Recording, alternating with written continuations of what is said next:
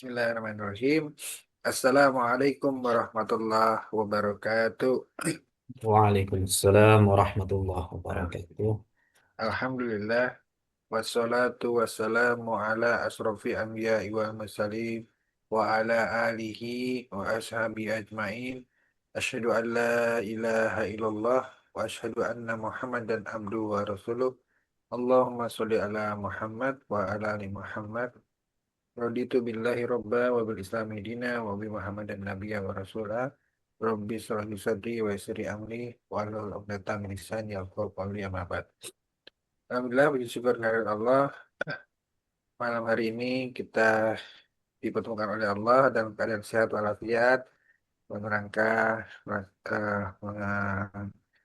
mengikuti halal makanan Jumat malam yang kita sedang memakan. Mudah-mudahan Allah berkahkan, Allah ridhoi, dan Allah berikan keluasan hati kita untuk bisa menerima nasihat-nasihat dari guru-guru kita pada malam hari ini, yang merupakan kerjasama antara Dompet Duafa Hong Kong dengan IMAH, Indonesia Muslim Association in Hong Kong, yang disiarkan juga secara live streaming di Facebook Dompet Duafa Hong Kong.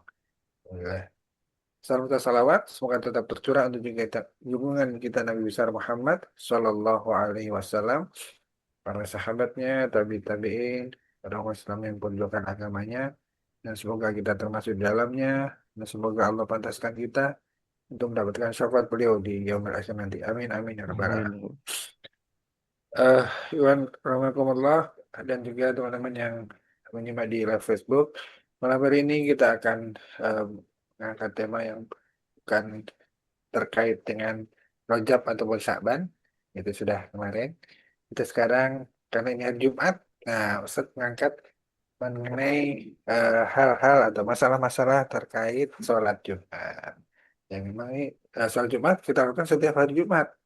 Kalau hari Kamis jadi sholat Kamis, nah enggak ya kan itu ya. Tapi ini sholatnya memang sholat yang sholat Jumat adalah salah satu kewajiban yang untuk yang khususnya untuk yang eh pria harus wajib di sholat di masjid pada hari Jumat. Dan ini jadi salah satu ibadah wajib yang menjadi bagian dari kewajiban yang dilaksanakan oleh umat Islam. Nah, apa hal-hal yang masalah-masalah yang kita ini mungkin lama ini kita nggak pernah melihat ada masalah, tapi Ustadz dari Setiawan yang alhamdulillah sudah hadir bersama kita akan menyampaikan masalah-masalah terkait dengan sholat Jumat. Baik, sebelum kita memulai materinya, marilah kita bersama-sama membuka dengan membaca kitab eh, suratul Al-Fatihah. Al-Fatihah. A'udzubillahi minasyaitonirrajim. Bismillahirrahmanirrahim. Alhamdulillahirabbil alamin. Ar-Rahmanirrahim. Maliki yaumiddin. Iyyaka na'budu wa iyyaka nasta'in. Ihdinas siratal mustaqim. Siratal ladzina an'amta 'alaihim ghairil maghdubi 'alaihim waladdallin. Amin. Alhamdulillah. Selanjutnya saya persilakan kepada Ustaz. Sampaikan Ustaz. Kepada Ustaz. Bismillahirrahmanirrahim. Assalamualaikum warahmatullahi wabarakatuh. Warahmatullahi wabarakatuh. Alhamdulillah. Alhamdulillahilladzi hadana lihada wa ma kunna linahtadiya laula an hadana Allah. Ashhadu an la ilaha illallah wahdahu la syarika lah. Wa ashhadu anna sayyidina Muhammadan abduhu wa rasuluh la nabiyya wa la rasula ba'dah. اللهم صل وسلم وبارك على سيدنا ونبينا محمد وعلى آله وصحبه ومن اتبع هداه وسلك نهجه القويم إلى يوم الدين أجمعين.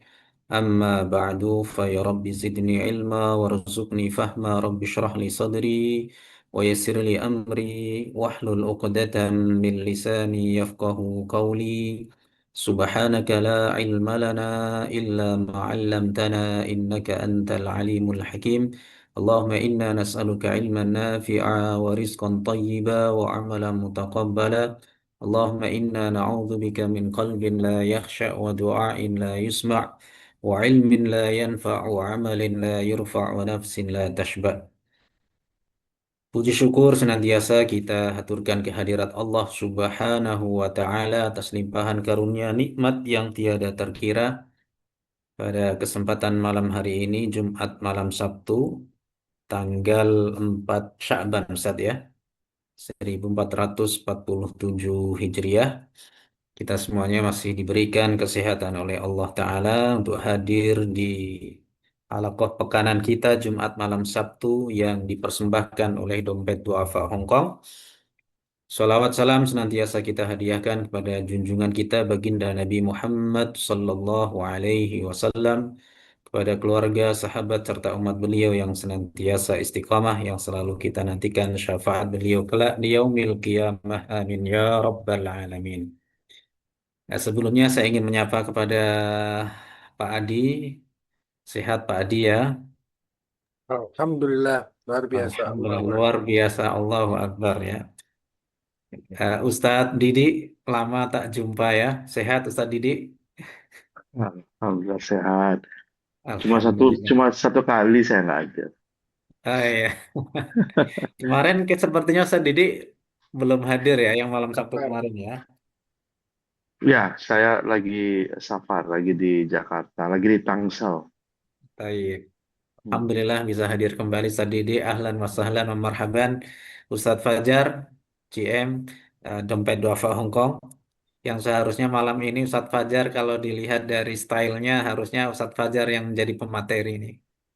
Kedinginan Kiai Ustaz. beneran ini. Kedinginan. Kedinginan. Ya, Pak Ghazali ya, sehat Pak Ghazali. Pak Riano yang tadi baru saja bertemu di Masjid Caiwan. Masya Allah ini langsung hadir, langsung ditagih nanti malam hadir ya. Insya Allah hadir, hadir beneran beliau ya. Prof Fatwa ya, ahlan wa sahlan Prof Fatwa, dan juga jamaah di DHK yang lainnya. Alhamdulillah. Baiklah, jamaah sekalian yang dimuliakan Allah Ta'ala, di sini kita insya Allah sama-sama akan membahas tentang materi yang mungkin harapan saya lain dari yang lain gitu ya. Ada tambahan khazanah keilmuan kita di dalam atau terkait tentang masalah-masalah sholat Jumat insya Allah. Dan ini saya kutip dari kitabnya Al-Imam An-Nawawi rahimahullah ta'ala yang wafat tahun 676 Masehi, Muhakkik wa Mudakkik wa Musahih Al-Madhab Asy-Syafi'i, seorang pengaudit madhab Syafi'i, Al-Imam An-Nawawi ya, Abu Zakaria Yahya bin Syaraf An-Nawawi, nisbat kepada kampung beliau Nawa di salah satu pojokan eh, kota Damaskus. Beliau waktu itu ingin dinisbatkan Ad-Dimashqi oleh para murid beliau. Tapi beliau tak berkenan. Jangan Ad-Dimashqi, jangan apa nama saya, jangan Abu Zakaria Yahya bin Syaraf Ad-Dimashqi, jangan. Lalu apa Syekh? Nah, kata Imam An-Nawawi, An-Nawawi saja karena nisbat kepada kampungnya Nawa. Jadi kampung Nawa itu kecil. Karena gara-gara ini ada Imam Nawawi maka menjadi viral ini kampung. Ya makanya para ulama dulu biasanya nisbat kepada kampungnya. Ya meskipun banyak juga ya Ad-Dimashqi. Ya, itu banyak Ibnu Asakir Ad-Dimashqi, banyak ulama-ulama yang nisbat Ad-Dimashqi banyak ya. Tapi Imam Nawawi memang beliau memang hijrah ya. Beliau pindah ke Damaskus, sebelumnya di Nawa masa kecilnya. Kemudian beliau pindah ke Damaskus, makanya mau dinisbatkan apa Ad-Dimashqi. Tapi beliau tak berkenan, lebih suka emosional dengan kampung aslinya yaitu An-Nawa. Jadi nisbatnya jadi An-Nawawi. Kira-kira seperti itu. Nah, jamaah sekalian yang dimuliakan Allah Ta'ala, di dalam kitab Majmu' Syarah kitab Al-Muhadzabnya Al-Imam Ash-Shirazi rahimahullahu taala ya, itu pada jilid yang keempat, ya jilid yang keempat, itu sudah saya rangkum di sini.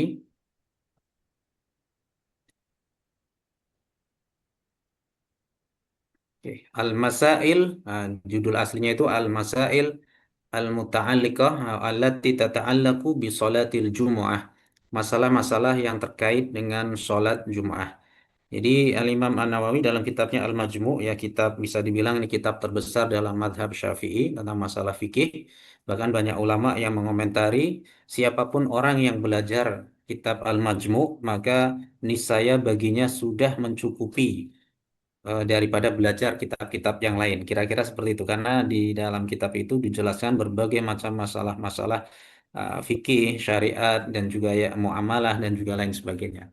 Tetapi tentunya di masa itu waktu itu ya, artinya Al-Imam An-Nawawi ini kan dengan masanya dengan Imam Ar-Rafi'i itu lebih duluan Imam Ar-Rafi'i. Makanya dalam ada dua syekh di dalam Asy-Syaikhan fil hadis itu yang kita kenal ya, yang paling besar dua syekh di dalam ilmu hadis itu Imam Al-Bukhari dan Al-Imam Muslim.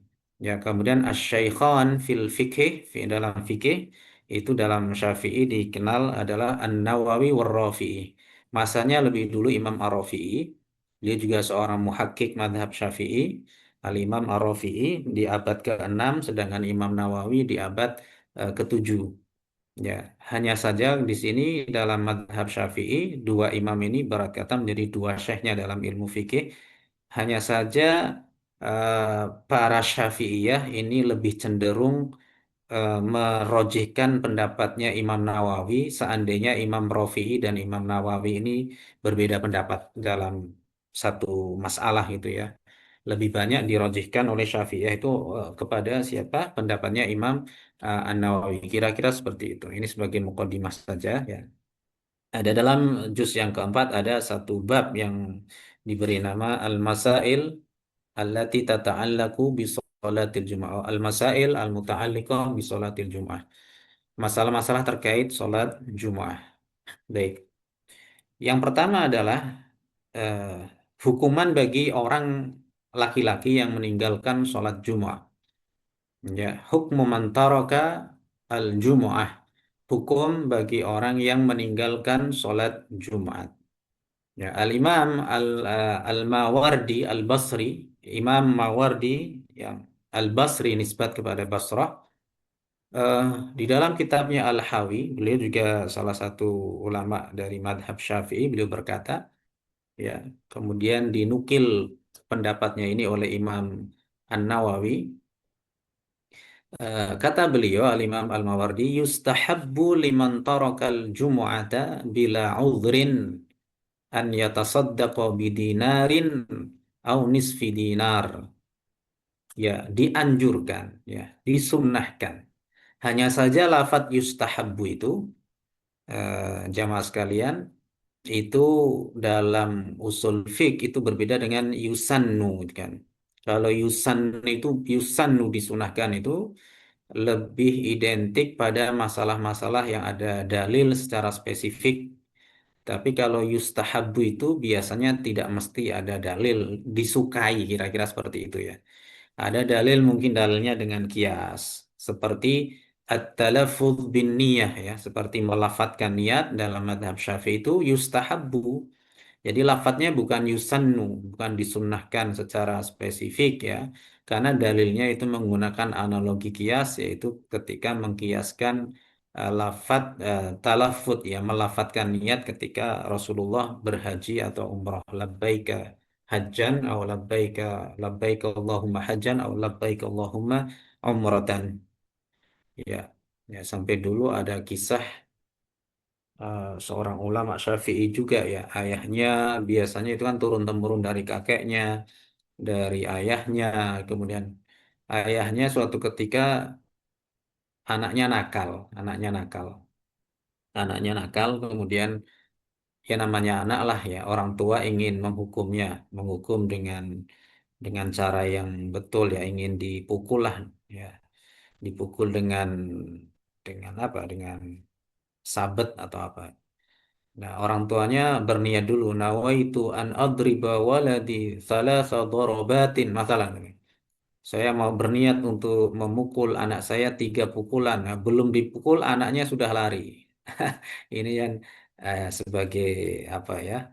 Saya masih ingat waktu itu kata, kata ulama tersebut, artinya ayahnya berniat seperti itu, dianya udah lari duluan. Ya, tapi ya beliau ulama, saya lupa namanya Syekh siapa itu. Nah itu yustahabu lah. Yustahabu itu tidak secara spesifik ya. Makanya kata mustahab dengan masnun itu berbeda. Ya secara usul fik ya, meskipun sebenarnya itu juga sama-sama anjuran. Jadi disunahkan, dianjurkan bagi orang yang meninggalkan sholat Jumat tanpa udzur untuk bersedekah 1 dinar atau setengah dinar. Nah, jamaah sekalian yang dimuliakan Allah Ta'ala, beberapa bulan yang lalu, ya kalau antum mengikuti perkembangan eh, salah satu negeri jiran kita, Malaysia, di kerajaan Malaysia itu, di salah satu negerinya, kan Malaysia kan banyak negeri ya, ada Johor, ada wilayah persekutuan, dan Negeri Sembilan, ada Sabah, Sarawak, Perlis, Melaka, ya, kemudian Selangor, Terengganu. Nah, yang dimaksud adalah negeri Terengganu. Salah satu ulamanya yang terkenal itu adalah Ustadz Azhar Idrus, ya. Ustadz Azhar, ya, orang Melayu bilang Ustadz Azhar Idrus. Idrus, ya, Ustadz Azhar Idrus itu dia termasuk ulama yang terkemuka di wilayah Terengganu, ya.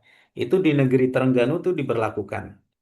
Muslim yang meninggalkan sholat Jumat, ya tentunya di sini tentunya orang-orang yang sudah orang Melayu lah ya, meninggalkan sholat Jumat, maka dia kena denda oleh pemerintah setempat dengan membayar denda sebesar 1 dinar atau setengah dinar.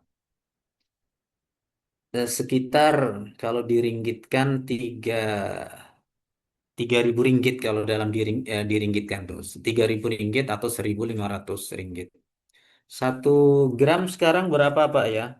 Ada yang tahu nggak berapa Pak Adi? 2,6, 2,7. Kalau lama nggak Dua- beli emas. 2,7 ya. Kan kalau dinar kan kita 4,25 ya. Ya, 4,25 misalnya.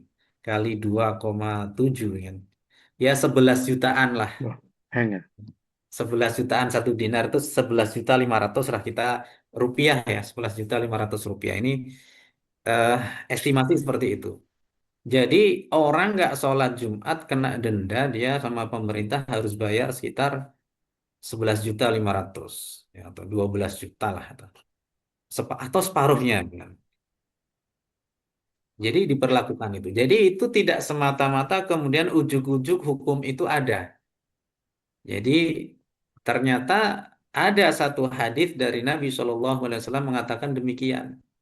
Apa kata Nabi SAW?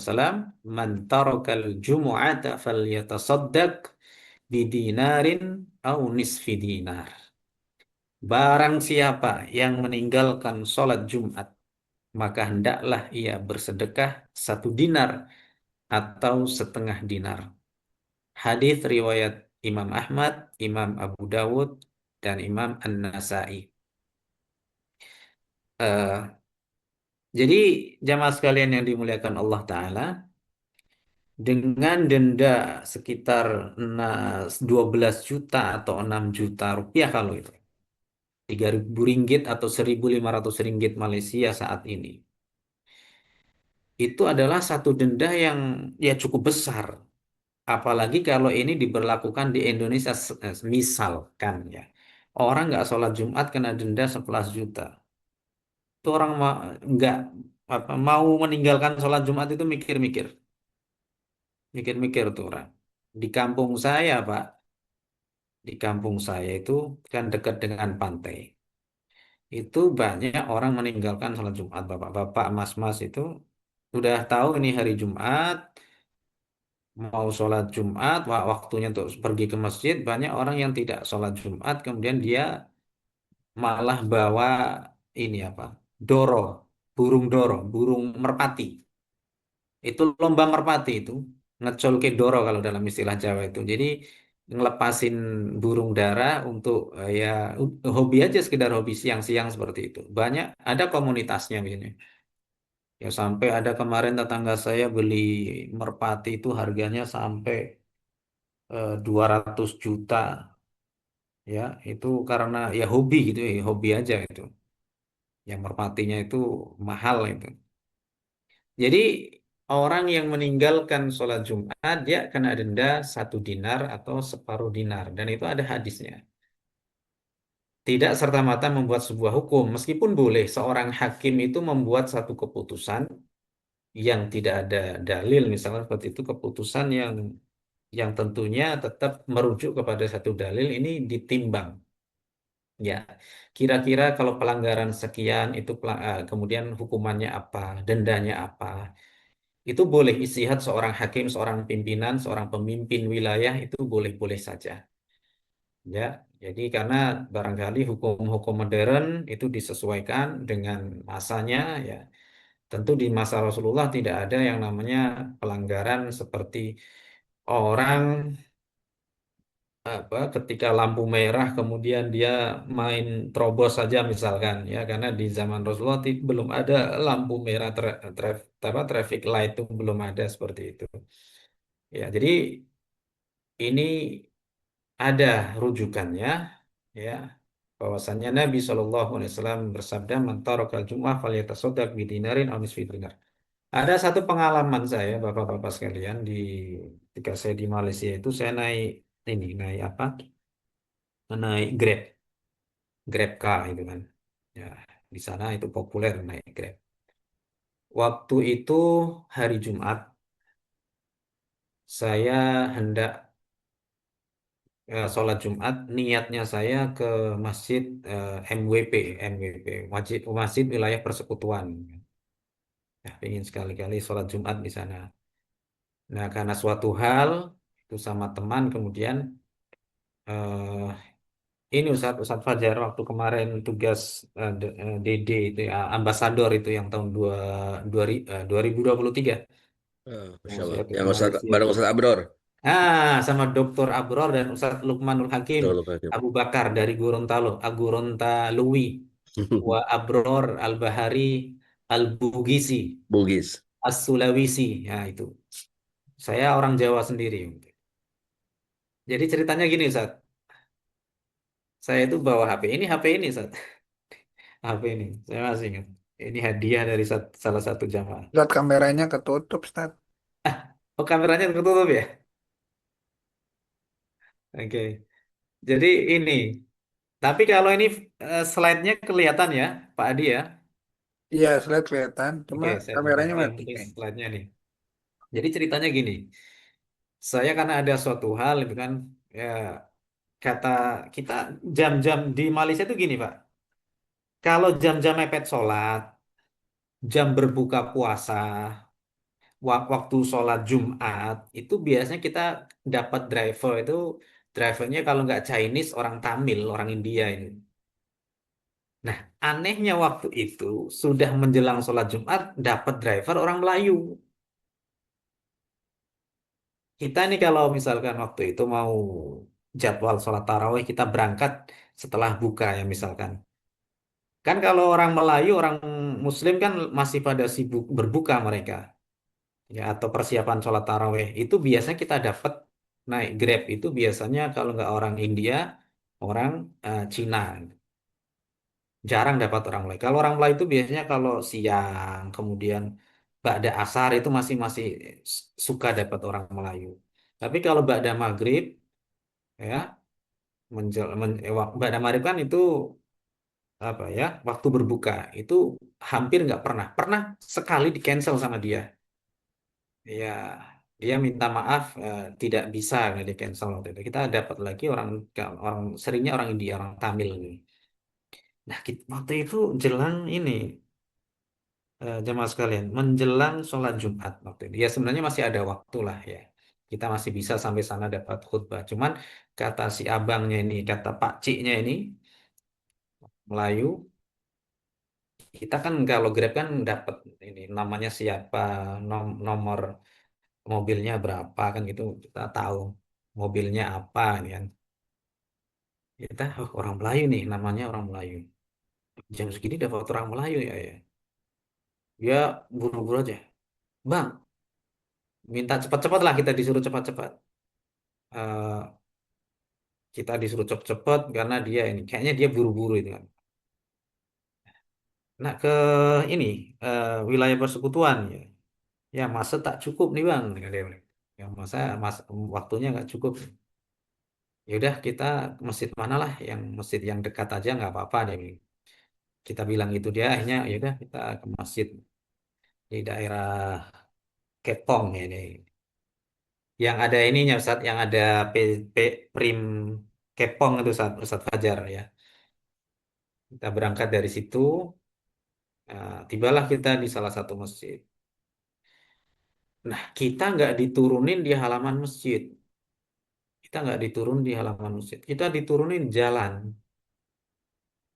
Pak Cik, kenapa turun di sini kan? Wah, saya tak berani ya dia bilang gitu. Nanti saya kena polis, saya kena dia takut lah intinya. Saya orang Melayu, nah, dia bilang gitu. Saya orang Melayu. Saya tak cukup berani dia. Wah, nekat juga dia nih jam-jam segini narik narik Grab itu.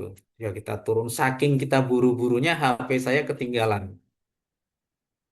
HP saya ketinggalan.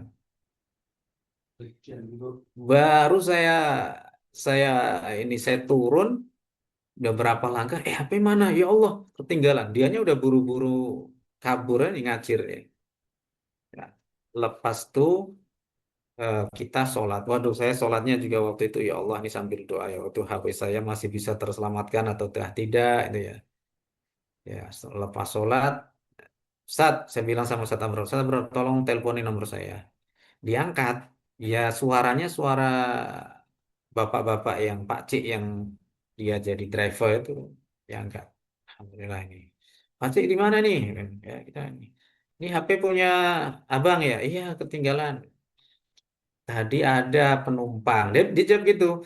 Lepas abang tuh ada penumpang orang Chinese itu. Aku mikir gini, loh ini yang jadi driver tuh gimana itu dia jam udah mepet sholat Jumat, kenapa dia masih narik juga? Saya mikir dia sholat Jumat ataukah enggak gitu. Adalah saya mikirnya yang penting HP saya masih terselamatkan.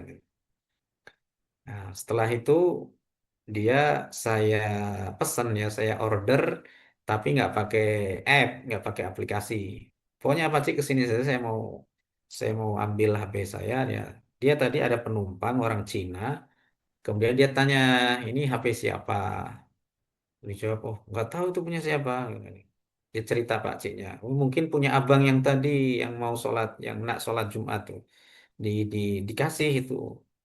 Alhamdulillah penumpangnya itu masih jujur ya.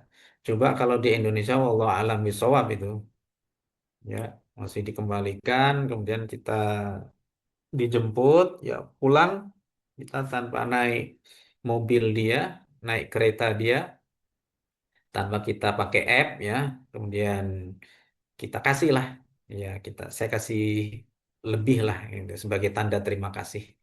Oh, dia bilang terima kasih terus itu.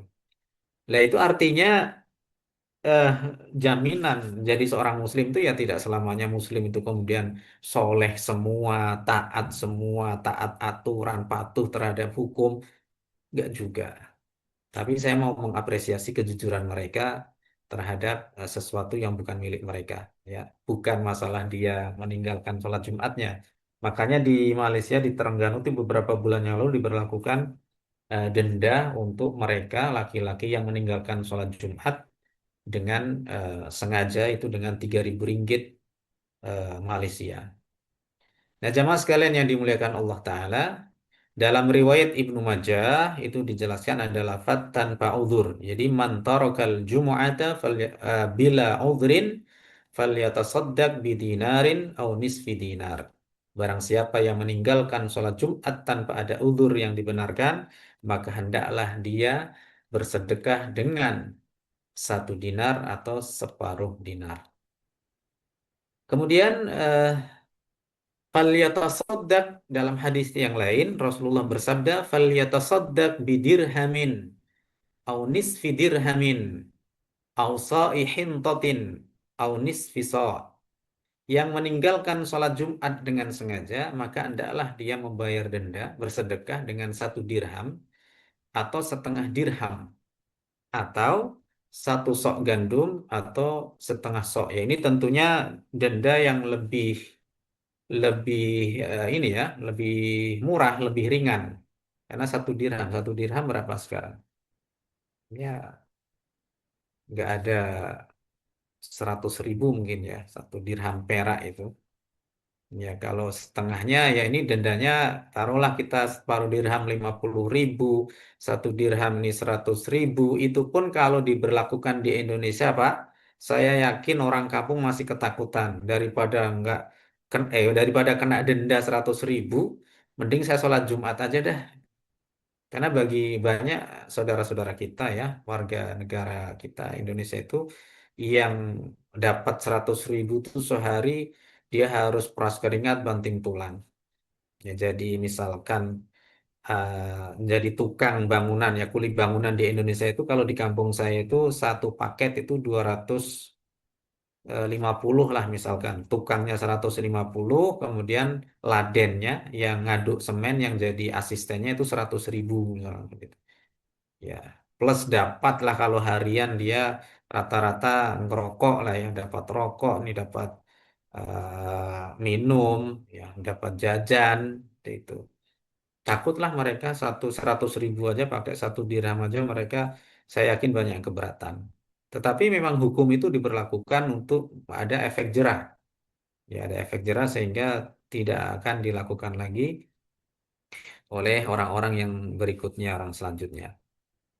Nah, atau dalam ini ada satu sok hintoh, satu sok gandum, atau separuh sok. Satu sok itu berarti satu takaran zakat fitrah, ya kurang lebih 3 kilogram lah ya. Itu juga di masyarakat kita juga 1 kilogram beras, satu sok zakat fitrah itu misalkan 35.000 rupiah, itu juga sudah masih dirasa denda segitu masih banyak. Kadang di RT saja di kampung-kampung itu ada iuran. Lagi-lagi ada orang sakit dimintain iuran, itu kadang banyak yang protes juga. Wah, kok iuran terus ya, banyak yang sakit ya, kayak gitu. Padahal paling cuma dimintain 5.000 rupiah. Itu pengalaman saya hidup di kampung gitu ya, orang seperti itu. Jadi 5.000 ya karena ya bagi mereka barangkali entah itu pelit atau bagaimana, bagi mereka memang uang segitu masih banyak lah ya. Itu. Jadi kira-kira kalau denda-denda semacam ini diberlakukan, saya yakin juga banyak orang yang takut gitu ya. Ya, ada efek jerahnya. Nah, kemudian karena kebanyakan orang yang meninggalkan sholat itu kebanyakan justru sekarang orang menengah ke bawah, orang yang tidak punya ya, ya gitu banyak. Atau dengan satu mut atau setengah mut. Satu mut atau setengah mut. Ya ini lebih murah lagi. Satu mut itu adalah ukuran volume ya. Biasanya 0,5 sampai 0,75 kilogram. Jadi 2/3 eh, kilo ya. Belum sampai takaran atau 3/4 lah, 3/4 kilo. Tidak sampai tidak sampai 1 kilogram. Satu mut dia, dan ukuran satu sok itu sama dengan 4 mut. Satu sok itu 4, dan mut itu satu ini ya, satu genggaman. Jadi ketika dua telapak tangan ini digabungkan, ya digabungkan, lalu satu itu di telapak tangan kanan dan kiri itu digabungkan, ngambil itu satu takaran itu 1 mut. Ya, 4 kalinya itu 1 sok. Ya, 1 sok. Nah, Rasulullah SAW, beliau dalam riwayat Anas bin Malik, beliau wudhu itu bisa dengan 1 mut air, mandi dengan 1 sok air. Ya, tetapi kalau menghilangkan najis itu bisa lebih banyak daripada itu, karena lebih lebih urgent ya, lebih menghilangkan najis itu lebih ya, lebih penting lah ya, artinya sifat daruratnya itu lebih besar daripada untuk menghilangkan hadas ya. Kalau hadas itu dengan volume air sedikit saja udah cukup. Tapi kalau najis kan itu bisa lebih banyak dari takaran untuk toharoh biasa. untuk berwudu seperti itu. Nah, buktinya Nabi wudu dengan satu mud atau mandi satu dengan satu sok air gitu. Nah, jemaah sekalian yang dimuliakan Allah Ta'ala, Al-Imam Al-Hakim mengatakan hadis ini sahih, namun ulama lain berkata hadis ini dhaif. Ya, tetapi di sini menurut Al-Imam Al-Mawardi, dia termasuk orang yang mensahihkan hadis ini karena dikemukakan di dalam kitab beliau, dijadikan sandaran dan sebagai satu kesimpulan yang beliau sampaikan tentang hukuman bagi orang yang meninggalkan sholat Jumat. Kedua, melakukan sholat sunnah. Ya, di hari Jumat yustahabbu ayusalliya sunnatal jumu'ah qablaha arba'an wa ba'daha arba'an wa tujzi'u raka'atani qablaha wa raka'atani ba'daha. Disunatkan sholat sunnah sebelum dan sesudah sholat Jumat 4 rakaat sebelum 4 rakaat sesudah 4 rakaat dan juga cukup baginya 2 rakaat sebelum dan sesudah 2 rakaat sebelum dan 2 rakaat sesudahnya. Bahkan yang dalam sebuah hadis Ibnu Umar itu beliau sholat sebelum Rasulullah naik mimbar itu beliau sholat sampai 12 rakaat. Yaitu Ibnu Umar. Rasulullah biasanya kalau sholat ba'diyah Jumat itu beliau melakukan sholat kalau di masjid itu 4 ya biasanya, tapi kalau di rumah beliau 2. Nah, itu salah satu di antara hukum-hukum yang terkait dengan sholat sunnah di hari Jumat ya. Pada waktu sholat Jumat di sini sebelum atau sesudahnya sholat sunnah 4 rakaat 4 rakaat atau 2 rakaat 2 rakaat atau 2 rakaat 4 rakaat sesudahnya jika ada di masjid. Kemudian jamaah sekalian yang ketiga banyak beramal baik. Ya, tentunya di sini sudah maklum di antara kita semuanya.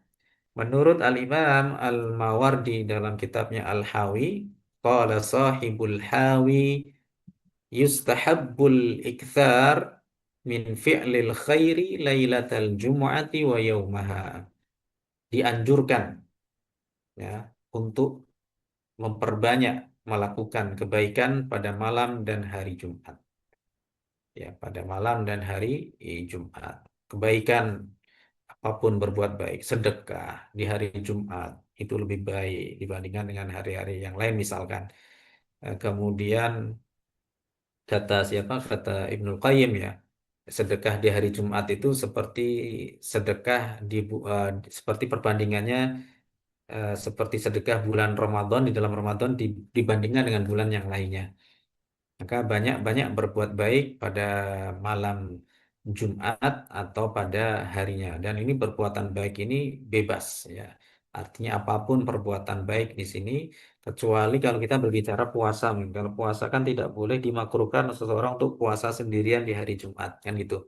Kecuali illa ayyusama qablahu au ba'dahu. Kecuali kalau dia berpuasa atau dipuasakan pada hari sebelum atau dan sesudahnya. Ya, pada hari sebelumnya Kamis atau hari sesudahnya Sabtu gitu ya. Itu memperbanyak berbuat baik pada hari Jumat. Ya, dengan dan ini banyak perbuatan baik ini ya kita mutlak nih. Artinya sifatnya ini adalah sifat yang mutlak ya. Ya, selama itu adalah yang dibenarkan dalam syariat, maka itu monggo silakan untuk banyak-banyak berbuat baik ya, pada hari Jumat atau malam harinya. Baca surah Al-Kahfi, membaca di malam harinya akan mendapatkan cahaya dari tempatnya dia berada sampai Ka'bah. Kalau hari Jumat mendapatkan cahaya di antara 2 Jumat, Jumat ini sampai Jumat yang akan datang, ya. Itu fadilah-fadilah yang dimiliki oleh hari Jumat. Kemudian ikhwas sekalian, ya, jamaah sekalian yang dimuliakan Allah Ta'ala, ada satu hukum namanya ihtiba di dalam hari Jumat ya. Ihtiba ya adalah duduk dengan mendekatkan paha ke perut dan melilitkannya dengan tangan. Ihtiba. Ya.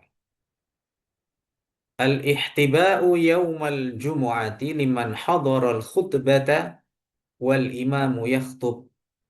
Ihtiba yang dimaksud di sini adalah larangan duduk ihtiba pada hari Jumat bagi orang yang menghadiri khutbah Jumat sedangkan imam sedang berkhutbah. Ini khilaf di antara ulama tentang hukum ihtiba ini. Sebagian mengatakan makruh, sebagian mengatakan mubah. Ya, tentang hukum ihtiba ini. Ya, nanti akan kita bahas lebih lanjut di sini. Namun ulama berbeda pendapat tentang hukum ihtiba saat mendengarkan khutbah. Ya, yang jelas ini ada jumhur, ada yang non jumhur ini yang berkaitan dengan hukum ihtiba. Ya, hukum ihtiba itu kira-kira seperti ini. Nah, apakah duduk seperti ini bisa dianalogikan, bisa dikiaskan dengan cara duduk yang lebih tidak sopan? Qiyasul aula. Kalau dalam usul fikih ada istilah qiyasul aula. Jadi menganalogikan sesuatu yang lebih. Kalau duduk seperti ini aja misalkan itu dilarang, dimakruhkan, berarti ada yang lebih parah dari duduk ini berarti lebih dilarang lagi dong. Kan gitu. Ya kalau kecuali kalau kita berbicara tentang madhab zohiri ya, zohiri yang tidak pakai kias lah ya, yang hampir semua masalahnya itu tidak dikiaskan, tidak dianalogikan. Ihtiba itu seperti ini. Ya, kan banyak kadang orang mendengarkan khutbah sambil enak kayak gini. Ya, apalagi sambil lendehan tembok atau tiang gitu kan. Rasulullah kan juga melarang. Jadi melarang seseorang untuk mendengarkan khutbah dalam keadaan bersandar gitu ya. Karena dikhawatirkan dia justru bertele ya, tidak serius dalam mendengarkan khutbah dan bersantai-santai padahal khotib berdiri. Ya, khotib ini kan berdiri dan ada dulu khotib sambil duduk, khutbah sambil duduk itu ada. Orang yang pertama kali eh, khutbah sambil duduk itu adalah Khalifah Muawiyah bin Abi Sufyan radhiyallahu taala anhuma. Kenapa? Karena diriwayatkan beliau itu badannya gede. Jadi beliau kalau berdiri agak lama itu beliau tak mampu. Maka orang yang pertama kali berkhutbah sambil duduk itu dari awal sampai akhir itu adalah Sayyidina Muawiyah bin Abi Sufyan radhiyallahu taala anhuma, khalifah pertama Bani Umayyah. Jadi yang dilarang seperti ini duduknya. Jadi ada duduk yang lebih parah dari ini, yang lebih tidak sopan dari ini, ya berarti lebih dilarang. Tentunya seperti itu kalau kita menggunakan qiyasul aula ya. Ada istilah dalam usul fikih itu qiyasul aula, mengkiaskan sesuatu yang lebih, menganalogikan sesuatu yang lebih. Contoh di ayat itu fala taqul lahuma uff, maka jangan sekali-kali kau katakan kepada kedua orang tamu uff, ah, cis, kecap. Apa sih itu? Intinya meremehkan, melawan orang tua gitu ya. Maka mengatakan seperti itu aja nggak boleh, apalagi membentak, berkata kasar, memukul itu, maka itu arti dari kiasul aula ya. Ya, ini duduk ihtiba namanya. Ya. Ihtiba menurut jumhur ulama ya, tadi memang diperselisihkan tentang dalilnya ya, tentang hukum ihtiba. Bagi jumhur ulama mengatakan boleh duduk ihtiba itu saat mendengarkan khutbah. Boleh kata jumhur. Alasan mereka bagaimana? Nanti kita bahas nanti. Boleh kata mereka ini boleh. Ya.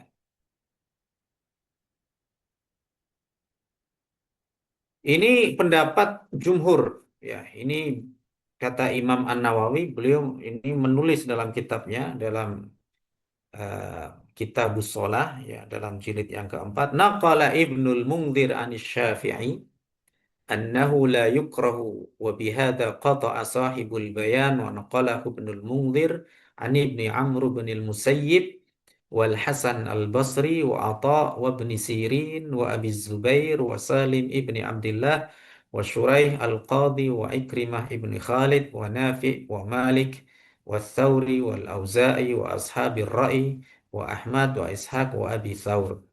Jadi Ibnul Mungdhir menukil dari Imam Asy-Syafi'i bahwa ittiba tidak makruh dan ini juga yang dipilih, yang dipegang, yang dipastikan oleh pengarang Al-Bayan. Ibnul Mungdhir juga menukil pendapat dari Ibnu Amr bin Al-Musayyib ya, kemudian Al-Hasan Al-Basri ulama besar ya. dari Basrah ya, Atha bin Rahawai ya, Ibnu Sirin ini kan tabiin besar nih, kibar tabiin.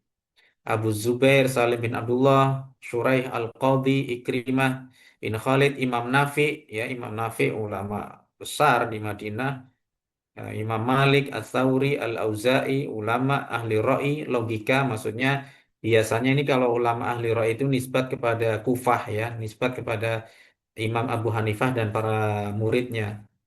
Imam Ahmad, Ishaq bin Rahawai, kemudian Abu Tsaur. Ini riwayat Abu Dawud dan Al-Baihaqi mengatakan ini jumhur, makanya dikatakan oleh jumhur ihtiba itu boleh, duduk ihtiba saat mendengarkan khutbah.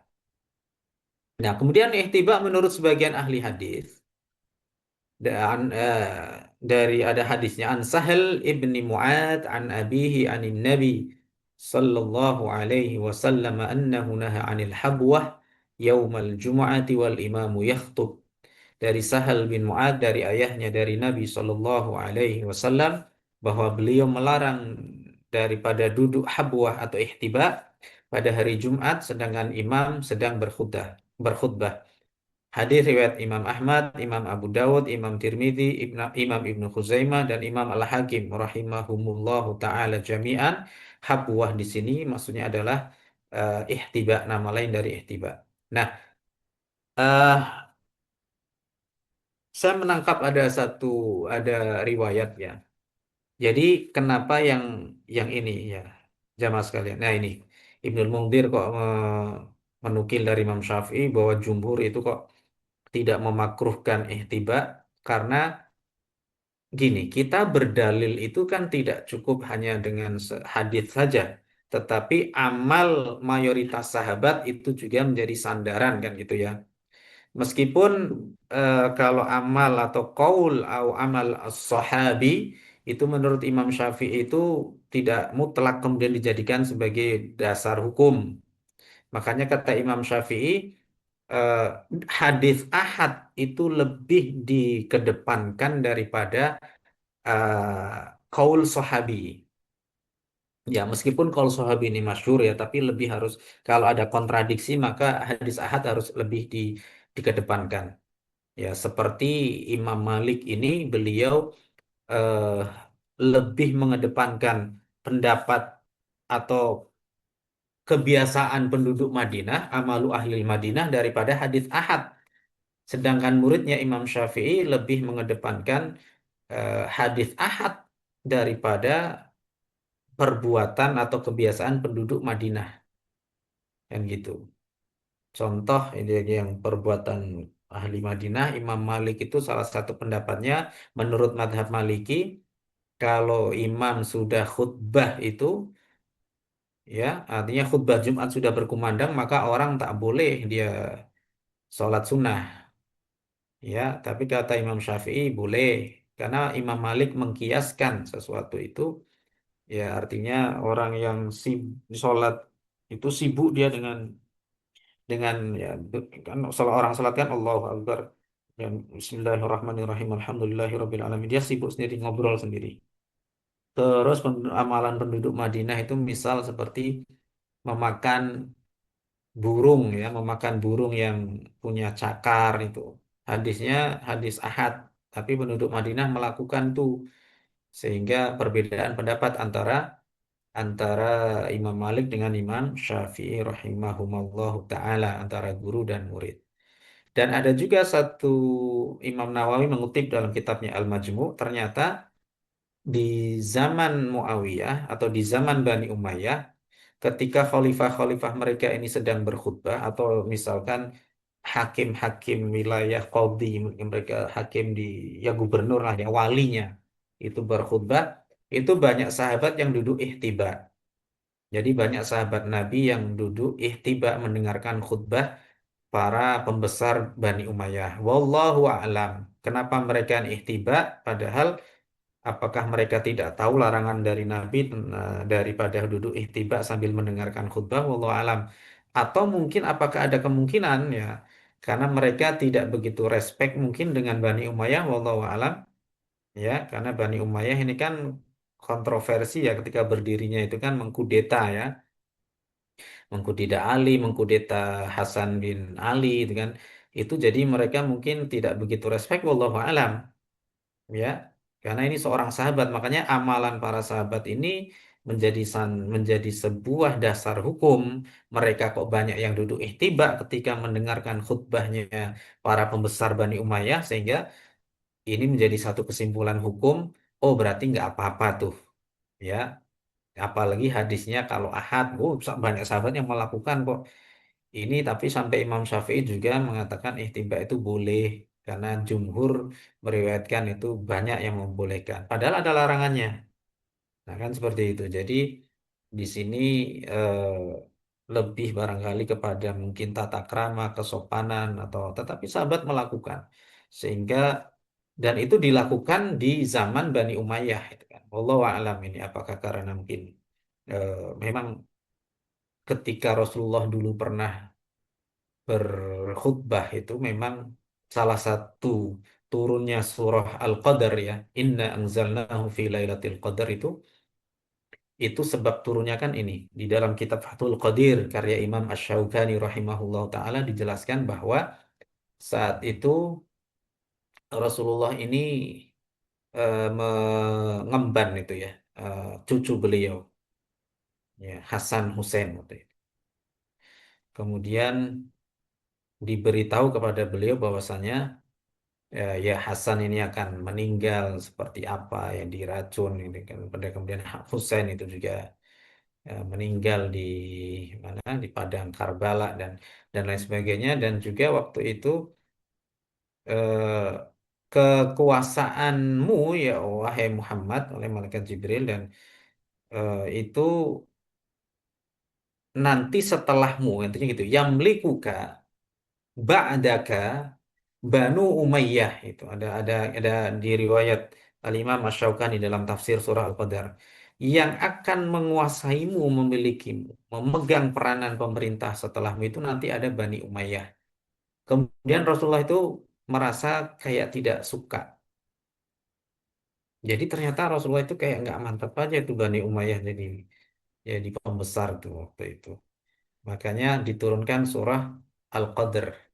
Inna anzalnahu fi lailatul qadr wa ma adraka ma lailatul qadr lailatul qadri khairum min alfi syahr. Malam kemuliaan, malam Lailatul Qadar itu lebih baik dari 1.000 bulan. Dan 1.000 bulan itu ditafsirkan, itu kan ada 83 tahun lebih 4 bulan. Nah, Bani Umayyah itu berkuasa 91 tahun. Artinya kekuasaan Bani Umayyah itu yang kira-kira 80 atau 90 tahun, 1.000 bulan itu yang dijelaskan, itu Lailatul Qadar itu lebih baik daripada kekuasaannya Bani Umayyah. Jadi ada di tafsir dijelaskan ada satu riwayat mengatakan demikian. Jadi intinya nggak apa-apa mereka berpuasa sampai 1.000 bulan Bani Umayyah itu. Kan tepatnya 91 tahun tuh Bani Umayyah. Ya, 41 Hijriah sampai 132 ya. Iya. Jadi nggak apa-apa mereka berpuasa. Toh kenyataannya Allah memberikan engkau wahai Muhammad Lailatul Qadar. Jadi itu lebih baik daripada kekuasaan mereka. Jadi dapat Lailatul Qadar itu lebih baik daripada menjadi penguasa sampai 1.000 bulan. Itu dalam riwayat tafsir dijelaskan seperti itu. Nah, kemudian yang berikutnya adalah masalah bersolawat saat mendengarkan khutbah. Apa hukum bersolawat ketika mendengarkan khutbah disebut nama Nabi Shallallahu Alaihi Wasallam? Al-Imam Al-Mawardi fil Bayan dalam kitabnya Al-Bayan beliau berkata, "Idza qara'a al-imamu fil khutbah, innallaha wa malaikatahu yusholluna 'alan nabi, jaza lil mustami'i an yusalli 'alan nabi sallallahu alaihi wasallam wa yarfa'a biha sautah." Kata Imam Al-Mawardi dalam kitab beliau Al-Bayan dijelaskan bahwa jika imam atau khatib membaca ayat Surat Al-Ahzab ayat 56. Innallaha wa malaikatahu yusalluna 'alan nabi. Nah, itu boleh bersolat Allahumma shalli alaihi wa ala alihi wasallam. Jaza lil mustami'i ay yusalli 'alan nabi sallallahu alaihi wasallam wa yarfa' biha sautah. Dibolehkan, dianjurkan bagi para makmum jamaah untuk bersolawat kepada Nabi ketika pada lafaz 'alan nabi Ya, innallaha malaikatahu yusholluna 'alan nabi, itu kan bersolawat. Allahumma sholli. Bersolawat kepada Nabi dan mengeraskan suaranya. Jadi bukan berteriak, bukan, tapi Allahumma sholli alaihi itu. Itu biasanya di kalangan-kalangan tertentu ya, kayak di Yaman, Hadramaut itu dikeraskan.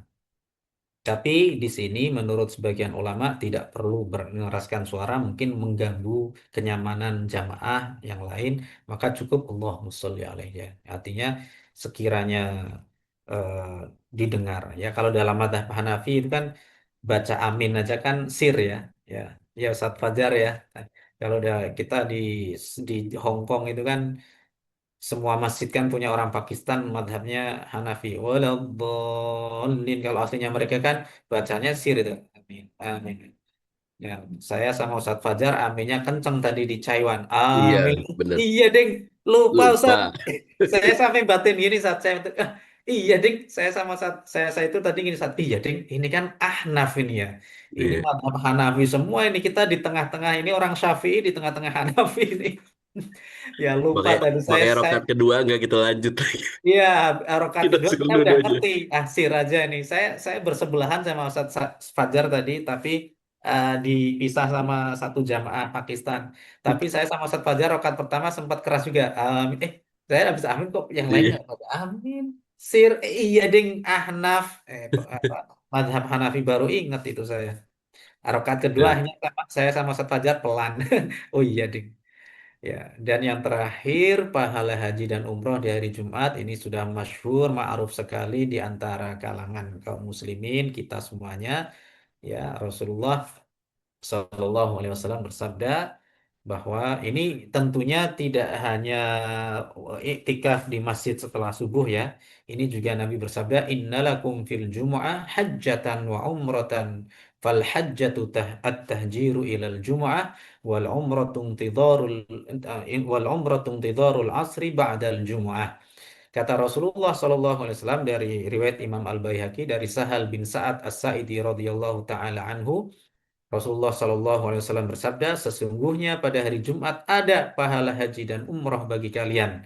Pahala haji adalah bersegera datang ke salat Jumat. Ya, jadi datang ke salat Jumat segera itu dapat pahala haji. Nah tadi Alhamdulillah saya sama Ustadz Fajar datang ke Taiwan, masjidnya masih sepi Ustadz ya. Masih sepi, belum ada siapa-siapa. Alhamdulillah, mudah-mudahan tadi saya sama Ustadz Fajar udah dapat pahala haji. Amin. Allahumma amin. Nah, in, kemudian yang benar-benar. umrohnya apa? Yang umrohnya adalah sedangkan umroh, pahala umroh itu menunggu sholat asar setelah sholat Jumat. Jadi menunggu sholat asar setelah sholat Jumat. Ya, nunggu itu pahala umrohnya. Ya, menunggu itu berarti kalau kita berbicara menunggu itu berarti iktikaf gitu ya. Ya, dapat pahala umroh yang sempurna itu. Alhamdulillah. Selesai. Baik, jamaah sekalian yang dimuliakan Allah Ta'ala, barangkali itu yang bisa saya sampaikan ya. Kurang lebihnya saya mohon maaf yang sebesar-besarnya atas keterbatasan ilmu saya. Ya, kebenaran datanya dari Allah, kekurangan datanya dari saya pribadi. Mohon maaf yang segera yang sebesar-besarnya. Berikutnya saya serahkan kepada Pak Adi Kurnia, silakan selaku host dan juga moderator, silakan Pak Adi. Alhamdulillah. Baik, inilah tadi ada beberapa hal ya tadi ya. Yang telur sama sapinya nggak keluar nih Ustaz, pahala umur aja nih. Oh, yang sapi itu ya, itu Iya. hadis Muslim, man roha ilal jumu'ah fi sa'atil ula faka'annama qarraba badanah. Barang siapa yang datang sholat Jumat pada jam pertama, maka seakan-akan dia berkurban dengan seekor unta yang gemuk. Wa man roha fi sa'atil thaniyah, dan barang siapa yang datang pergi pada jam yang kedua, kloter kedua, faka'annama qarraba baqarah, seakan-akan dia berkurban dengan seekor sapi. Wa man raha fis sa'ati tsalitsati, dan barang siapa yang pergi sholat Jumat pada kloter yang ketiga, faka'annama qarraba kibashan atau kabsyah ya. Seakan-akan dia berkorban dengan seekor domba kibas. Wa man raha fis sa'ati rabi'ati faka'annama qarraba dajajatan. Dan barang siapa yang datang sholat Jumat pada kloter keempat itu udah mulai rame tuh, udah mungkin sudah udah imamnya sudah mau naik mimbar ya, maka dia seperti berkorban dengan seekor ayam.